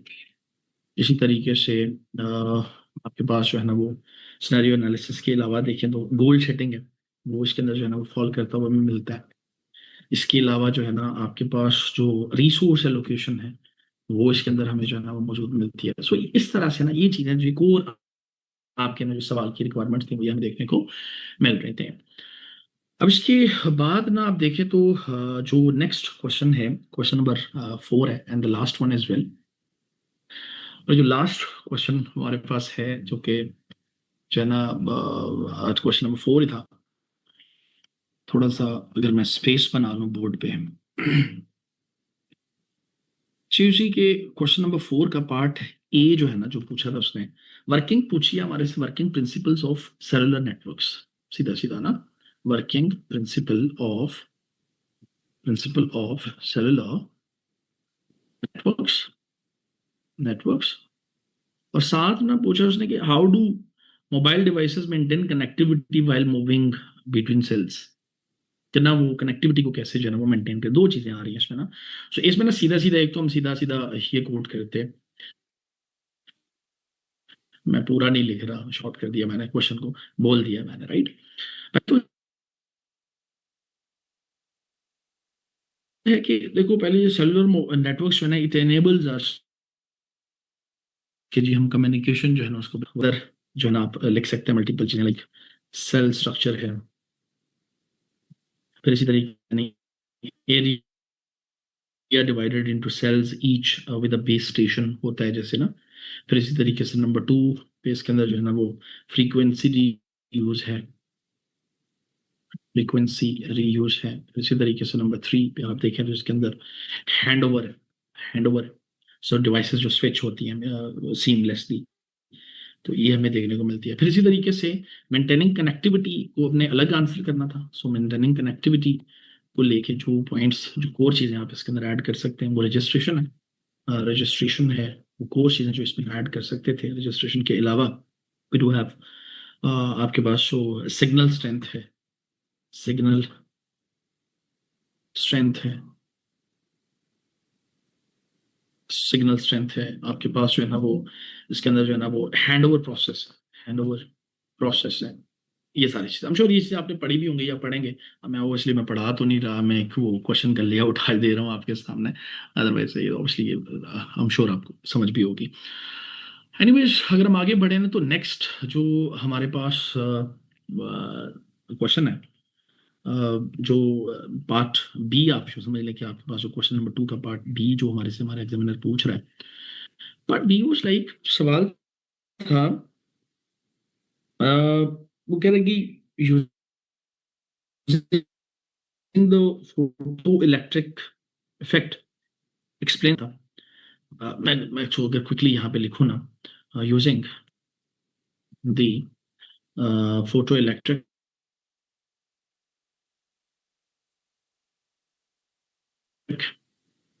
would like explain the particle nature of electromagnetic electromagnetic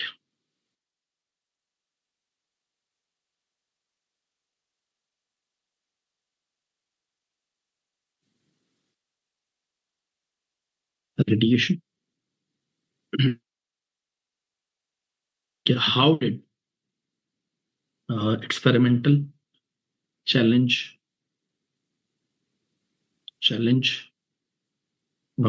classical wave theory, classical wave theory, and led to the development of quantum mechanics.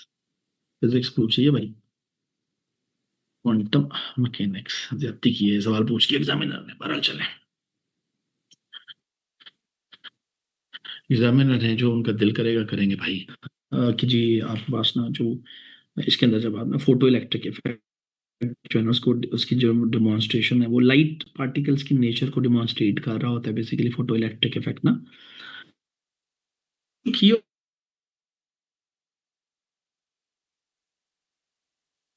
Observation हमें देखने को मिलती है ना, कि लिख सकते थे। और की ऑब्जर्वेशन में मल्टीपल चीजें आ रही हैं, लाइक इसमें इलेक्ट्रॉन इमिशन है, इलेक्ट्रॉन मिशन है। फिर इसी तरीके से मल्टीपल चीजें आ रही हैं, लाइक इसमें थ्रेशोल्ड फ्रिक्वेंसी है, थ्रेशोल्ड फ्रीक्वेंसी है। सो मल्टीपल चीजें आ रही हैं, लाइक इसमें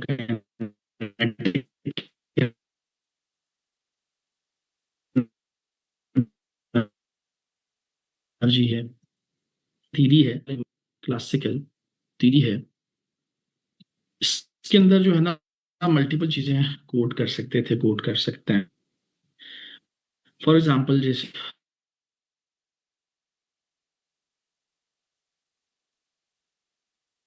इसमें ना आपके पास जो है ना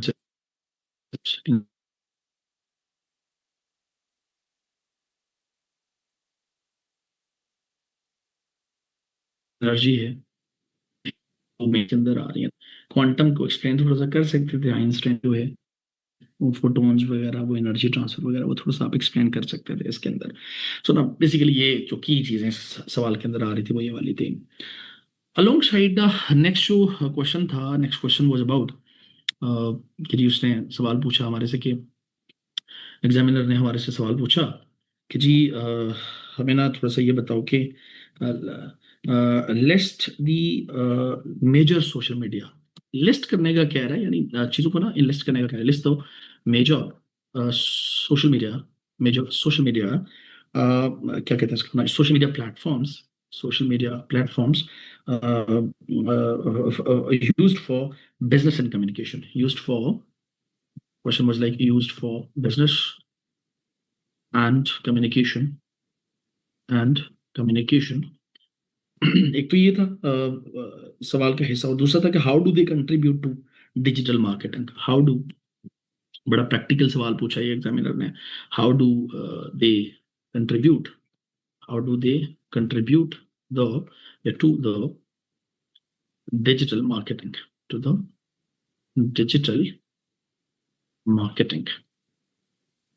अच्छा अच्छा, अब देखो इसमें ना जो चीज हमें नजर आ रही है कोर ना ये नजर आ रहा है कि एक तो है कि जो है ना एग्जामिनर जो है ना वो हमारे से सोशल मीडिया प्लेटफॉर्म, अब सोशल मीडिया प्लेटफॉर्म ये तो I'm श्योर हर किसी को पता है, ऑब्वियसली आप तो रोज, आपको मेरे से ज्यादा पता होगा सोशल मीडिया प्लेटफॉर्म्स का हर बंदा आज की डेट में यूज कर ही रहा होता है। तो इसमें आपको मल्टीपल चीजें आ रही हैं, लाइक इसमें फेसबुक है उसको हम लेके आ सकते हैं, इसमें आप इंस्टा है उसको जो है ना वो आप लेके आ सकते हैं, इसमें जो है ना आप क्या कहते हैं उसको, अपना ट्विटर है या एक्स है, अब पुराना नाम है इसका, ट्विटर था, एक्स है, उसको हम लेके आ सकते हैं। इसी तरीके से आपके पास लिंक्डइन है, उसको जो है ना वो आप लेके आ सकते हैं, लिंक लिंक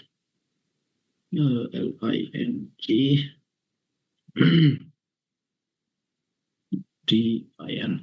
अच्छा जी, फिर इसी तरीके से आपके पास ये यूट्यूब है, वो फॉल कर रहा है, फिर इसी तरीके से आपके पास जो है ना ये टिकटॉक है, ये बड़ा फॉल कर रहा है। ये चीजें प्लेटफॉर्म्स आ रहे हैं।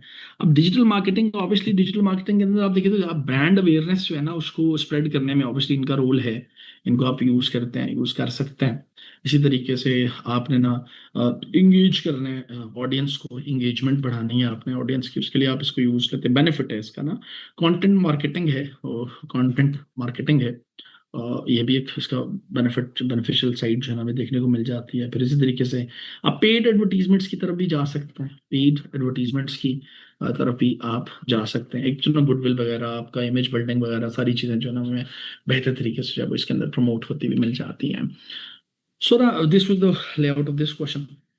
अब इसी तरीके से ना जो लास्ट पार्ट है हमारे पास, क्वेश्चन नंबर 4 का लास्ट पार्ट है, और ओवरऑल भी हमारा ये आखिरी सवाल है, but let me clear the board first. You see, सवाल वाज अबाउट जो लास्ट पे पूछा गया, सवाल वाज अबाउट कि जी explain how the GPS system determines, ये आईटी के पार्ट में से सवाल पूछा हुआ है। उसने पूछा जी द एक्सप्लेन हाउ, बल्कि पूरा लिख लेते हैं, how the GPS system determines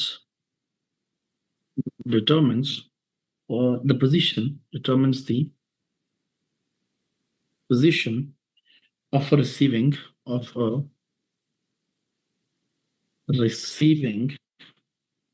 sorry, not receiving, receiver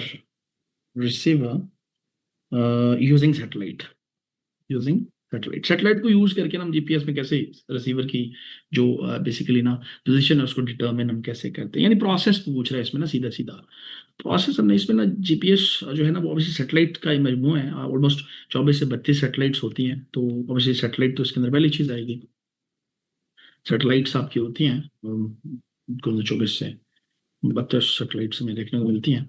along side इसमें फिर दूसरी सिग्नल ट्रांसमिशन है, दूसरा स्टेप सिग्नल ट्रांसमिशन है। फिर इसी तरीके से तीसरे नंबर पे आप जाएं तो रिसीवर डिटेक्शन है, रिसीवर डिटेक्शन है, रिसीवर डिटेक्शन है। फिर इसी तरीके से नंबर 4 पे आ जाए तो आपके पास डिस्टेंस कैलकुलेशन है। डिस्टेंस कैलकुलेशन है, कैलकुलेशन है। फिर इसी तरीके से आप देखें तो नंबर 5 पे आ जाए तो नेक्स्ट जो है ना वो जो जहाँ पे रिसीवर डिटरमिन करता है उसका वो लैटिट्यूड, लॉन्गिट्यूड, एल्टीट्यूड वगैरह यूजिंग डिस्टेंसेस ना, जिसको हम ट्राई लेटरेशन कह सकते हैं, ट्राई लेटरेशन का नाम दे सकते हैं। सो नहीं, ये पूरा प्रोसेस जो है ना हमने करना था। फिर इसकी जो एक्यूरेसी फैक्टर्स हैं वो भी हम लेके आ सकते हैं, but it was good enough कि आप इन चीज़ों के ऊपर फोकस कर रहे होते हैं। So, my dear students, this was the layout of this question. So, चार सवाल थे, चारों के जो है ना वो मैं अभी आ रहा हूँ महानूर बेटा, अभी आ रहा हूँ। डायग्राम वाला पार्ट अभी मैंने एड्रेस करना है, ठीक है। अब देखो ये चारों के चारों पार्ट्स, चारों के चारों सवाल हमने जो है ना वो जो है ना उनको किया, उसको उसको हमने जो है ना वो एक लेआउट जो है ना क्वेश्चंस का वो हमने तय किया। अब रही बात डायग्राम्स की ना, तो वन बाई वन अगर आप आ जाए ना, तो जैसे देखो हमने मेंशन किया बीच में, जैसे सोलर सिस्टम वाला सवाल था, उसके अंदर डायग्राम आ रही है, ठीक है। फिर इसी तरीके से जो प्लास्टिक वाला जो सवाल था उसके अंदर डायग्राम नहीं आ रही है। फिर उसी तरीके से फूड डिटरेशन है, उसके अंदर भी कोई डायग्राम नहीं आ रही है। फिर इसी तरीके से आपके डिजास्टर रिस्क मैनेजमेंट है, उसमें भी कोई डायग्राम ऐसा नहीं आ रही है। फिर उसकी तरीके से आपकी जो लिपिड्स वगैरह वाली क्वेश्चन है उसके अंदर भी कोई डायग्राम नहीं आ रही है। फिर इसी तरीके से फोटो वोल्टिक एनर्जी कन्वर्जन है, इसके अंदर आप हल्का सा एक वो डायग्राम पैनल वगैरह, सोलर पैनल वगैरह वो बना के डायग्राम बना सकते हैं इसके अंदर। फिर इसी तरीके से आपकी ना ये जो आपका सवाल है हाइड्रोस्फीयर वाला, वाटर साइकिल जब आपने बताना है तो उसके अंदर आपकी डायग्रामेटिक रिप्रेजेंटेशन जो है ना वो रह सकती है। इसी तरीके से जो है ना आपके पास जो है ना फिर जीपीएस है, जीपीएस में भी ऐसे कोई डायग्राम जरूरी नहीं थे, बट चलें आप सेटेलाइट एक ड्रॉ करके तो एक चीज को ना, एक उसकी पोजीशन को, इस तरह सेलुलर मोबाइल सिग्नल जो है ना, सेलुलर मोबाइल जो है ना उनकी जो वर्किंग प्रिंसिपल है वो आप कवर बना के, मोबाइल बना के वो थोड़ा सा होना, उसको भी थोड़ा सा हम डायग्रामेटिकली लेके आ सकते थे, आ सकते हैं। सो दिस वाज द ये ना बेसिकली सिचुएशन थी जी, इस तरह से जो है ना वो चीज़ें हमारे सामने मौजूद मिलती हैं। So participants, I tried my level best कि मैं जितने वक्त में हो सके मैं इसको ना आपके सामने क्वेश्चंस को रखूं। So now it's you people, अब आप जो है ना you are open for the questions. कोई चीज़ आपने पूछनी है तो ज़रूर पूछें। मैं बैठा हूँ, सुन रहा हूँ आपको, और आपके साथ जिन सवालों को, क्वेरीज को मैं आंसर कर दूंगा, ठीक है जनाब।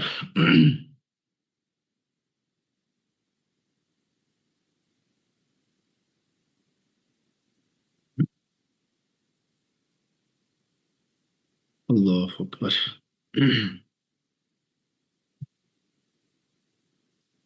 ओके, एहसान अहमद, देखो लेंथ जो है ना, वैसे वही बात आ गई कि लिखने पे आए तो हम किताबें भर दें, ठीक है। बड़े बड़े टॉपिक्स हैं, बट 5 नंबर के सवाल की जो लेंथ होती है ना बेटा, वो 2 साइड्स, 2.5 साइड जो है ना वो हमें देखने को मिल रही होती है। और मोस्टली इसमें भी आप देखें ना जो क्वेश्चंस आ रहे हैं, मैंने इसीलिए ना बड़ा वो टू द पॉइंट हो गए पॉइंट्स में, मैंने कहा 3 पॉइंट्स इधर आ रहे हैं, 3 इधर आ रहे हैं। तो ना दो दो से ढाई सफ़े जो है ना बेसिकली आपकी जो है ना वो इसके अंदर रह रहे होते हैं, राइट। सो ये आपका रहता है। Sir according to my analysis only 3 chapters, physical science, IT and food science, can solve the whole paper. No no no no no Ehsan, Ehsan यही तो बेटा गेम है ना, कि बच्चे क्या करते हैं कि 1 साल का पेपर देख के ना तो काम खराब कर देते हैं।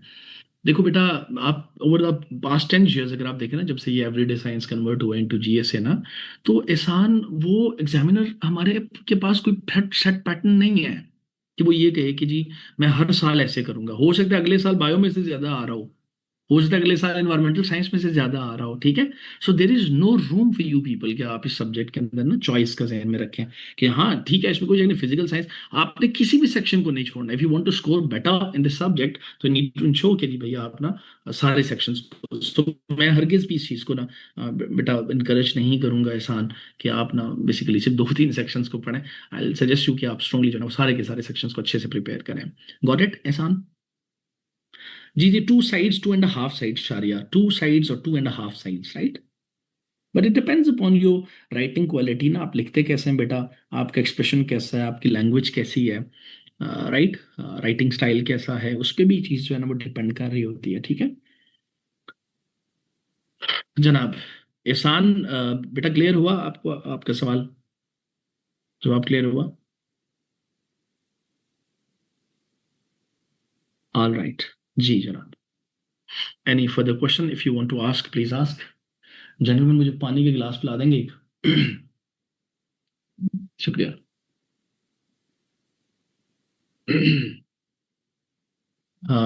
नो, अनमोल आसिफ बेटा, आई नॉट सजेस्ट यू कि जी जी एहसान प्लीज पूछें। मैं ये तो नहीं कहूँगा कि आप सिर्फ पास्ट पेपर्स करके जो है ना वो 2027 के लिए जा सकते हैं। मैं स्ट्रांगली ये कहूँगा कि आप सिलेबस के अंदर जो जो चीज़ें हैं ना किसी भी टॉपिक के किसी भी सेक्शन की वो सारी चीज़ें पढ़ के जाएं। ठीक है। देखो अगर मैं आपको कह दूंगा कि यार ये ना एक दो 10 साल के पेपर चेक कर पढ़ के चले जाओ, ठीक है, दो तीन पार्ट्स आ जाएंगे, 10-15 नंबर का सवाल आपका अटेम्प्ट हो जाएगा, बट पूरा पेपर तो नहीं हो पाएगा ना। सो ऊपर से आपने ऑब्जेक्टिव्स भी तो करने होते हैं, तो इसके लिए ना फिर you must come up with कि आप लोग सारे के सारे वो पार्ट्स देखने होते हैं। ठीक है। सिर्फ पास्ट पेपर्स नहीं, जरूर करें पास्ट पेपर्स को। आप as a torch bearer use जरूर करें। उन्हें जरूर देखेंगे क्वेश्चंस किस डायमेंशंस के आते हैं या इस तरह से आते हैं, क्या चीज़ें पूछ रहा होता है। तो इस तरह से जरूर आप पास्ट पेपर्स को जरूर कंसिडर करें। प्रैक्टिस भी जरूर आप कर सकते हैं, फिर उसको आप एवेलुएट करा सकते हैं। सो उसके लिए ठीक है, बट सिर्फ पास्ट पेपर्स पर रिलायंस का हरगिज मैं नहीं कहूँगा। ठीक है बेटा।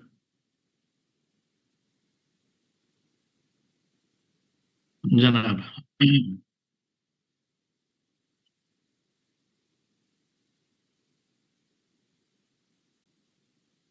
मैंने सुबह आज जो है ना 11:45 पे पढ़ाना शुरू किया, 12 बजे पढ़ाना शुरू किया था बल्कि 12 बजे, और फिर उसके बाद दूसरी क्लास, फिर अफ्तार की, और फिर आपके साथ सेशन है। तो अभी बिल्कुल ही जो है ना मेरी जो है ना एनर्जी लेवल जो है ना काफ़ी डाउन चला गया, but still I am here to answer your queries, please पूछें। Sir while writing answers should we focus more towards pure scientific terms and concepts, और can it be general as paper is general science, right? देखो Ehsan, it hugely depends upon, बहुत शुक्रिया, it hugely depends upon the nature of a question, right? अब जैसे देखो ना, इसमें जैसे अभी ये वाला पेपर हमने डिस्कस किया तो इसमें कुछ साइंटिफिक टर्म्स यूज हो रही हैं, बल्कि उसने एग्जामिनर ने क्वेश्चन के अंदर लिख के हमें बता, जैसे इरिडेंस इरिडेंस उसने लिखा इस तरह से ना। तो जहां जहां पे ना जरूरत है आपको वहां पे जरूर साइंटिफिक टर्म्स आपने लेके आनी है। लेकिन जैसे फूड डिटेरियोरेशन वाला जैसे ना आपके पास जो ना सवाल है वो जेनेरिक नेचर का है, so it hugely depends upon the nature of a question, right? एहसान।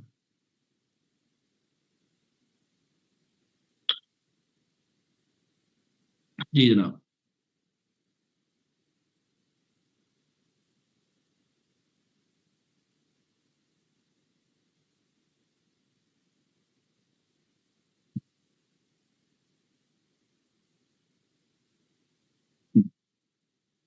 सर अगर जनरली देखा जाए तो क्या सभी सब्जेक्ट्स में पास पेपर्स वाले क्वेश्चंस रिपीट होते हैं? देखो, देखो शारिया बेटा, देखो अनफॉर्चुनेटली ना स्टूडेंट्स की तो ये कोशिश होती है कि बस हमें ना कुछ भी ना पढ़ना पड़े ना, बस सारा कुछ ऐसे ही हो जाए ना। तो बेटा ठीक है, एक दो क्वेश्चंस की रिपीटेशन हो सकती है, बट आई विल स्टिल, मैं आपको सजेस्ट नहीं करूंगा कि आप सिर्फ पास पेपर्स करके जाएं। ठीक है। आप वो ना वो ऐसे रास्ते तलाश कर रहा होता है स्टूडेंट जहाँ पे उसको एफर्ट जो है ना वो ना करनी पड़े ना। तो लिहाजा मैं ये कहूँगा आपको शारिया बेटा।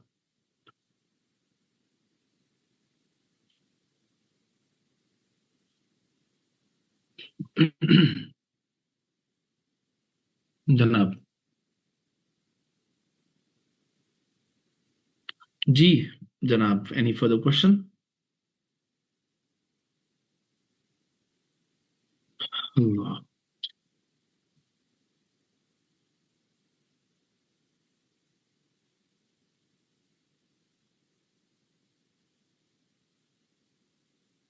जरूर करने चाहिए, पास पेपर जरूर करने चाहिए आपको बेटा, यस।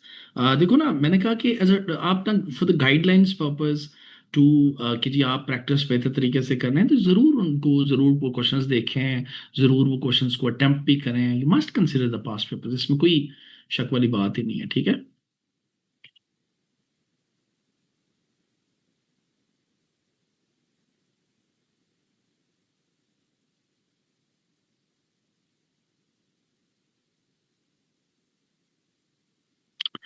जी बेटा। चैट जीपीटी का यूज कर सकते हैं। द ऑथेंटिसिटी ऑफ इंफॉर्मेशन अगर सही है तो फिर आप जरूर करें, इस पे कंटेंट ही है। But I will strongly suggest you कि go for the formal platforms. आप जो है ना वो जो है ना वो बुक्स को ज्यादा प्रेफर करें तो वो ज्यादा सूट करेगा आपको। बट यू में आप कंटेंट के लिए वो कर सकते हैं, बट अगेन इट डिपेंड्स कि जो ऑथेंटिसिटी उसमें कितनी क्या है। ठीक है, ये जरूर देखिएगा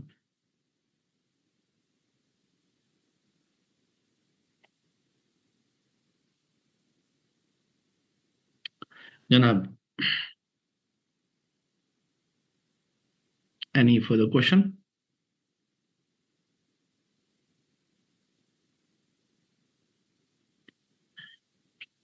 So, dear students, if you don't have any further questions, तो we may sum it up. हम इसको जो है ना सेशन को यहाँ पे क्लोज कर सकते हैं.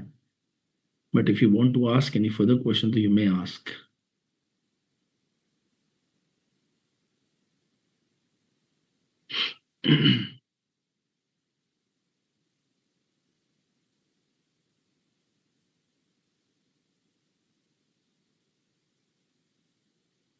Okay, I guess there are no further questions from you people. So let's जो है ना इस सेशन को जो है ना हम क्लोज करने जा रहे हैं. So wish you good luck to all of you, dear students. अल्लाह आप सबको कामयाब करे और अल्लाह आपके लिए आसानियां पैदा करे. ओके जी. uh, what should be the roadmap for GS paper of 2027? Roadmap should be like notes अपने बनाएं, ठीक है. उसके बाद हर टॉपिक को लेके क्वेश्चंस अटेम्प्ट करें, ठीक है. अटेम्प्ट करके इवेलुएट करें. That should be your strategy, right. जब तक आप लिखेंगे नहीं ना, सिर्फ पढ़ने से काम नहीं चलेगा. लिखेंगे नहीं तो काम नहीं होगा.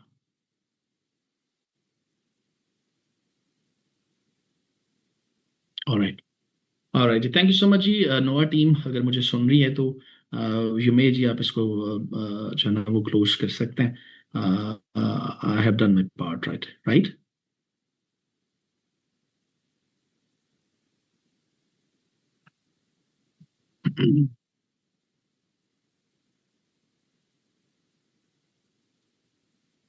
कोऑर्डिनेटर अगर मुझे कुछ सुन रहे हैं तो please Okay. Okay, sir. Thank you so much. Thank you so much ma'am. Thank you so much. अल्लाह हाफिज. गॉड ब्लेस यू ऑल जी. Allah Hafiz. अल्लाह हाफिज.